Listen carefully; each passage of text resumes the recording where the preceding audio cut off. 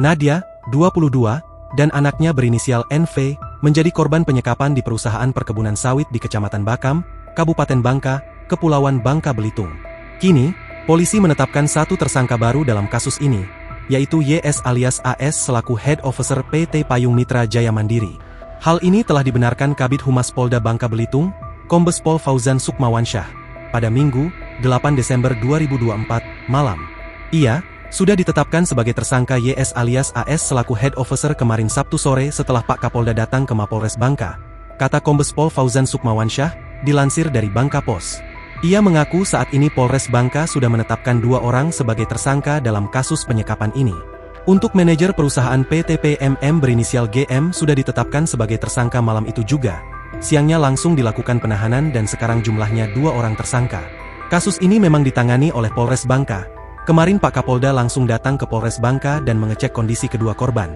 Ujarnya, diberitakan sebelumnya, saat ditemui di Mapolres Bangka, Nadia menceritakan kisah pahit yang dialaminya.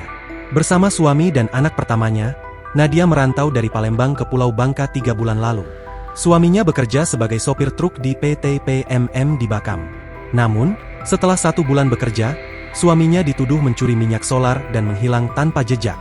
Pihak perusahaan lantas mendatangi mes tempat tinggal mereka dan memaksa Nadia dan anaknya ikut.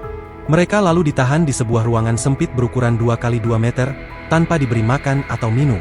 Waktu itu mereka bilang kami tidak boleh pulang sampai suami saya datang, ujar Nadia dengan mata berkaca-kaca sambil mengelus kepala putranya. Selama disekap, Nadia hanya mengandalkan bantuan dari sesama pekerja perkebunan sawit yang iba melihat kondisi mereka. Beberapa pekerja secara diam-diam memberikan makanan dan susu bubuk untuk anaknya. Harapan muncul setelah dirinya dan anaknya dijemput 2 pengacara, Andi Kusuma dan Budiono, bersama Kapolsek Bakam, Ibda Dahrian. Mereka lalu segera dibawa ke Polres Bangka untuk melaporkan kejadian tersebut. Download Tribun X sekarang, menghadirkan lokal menjadi Indonesia.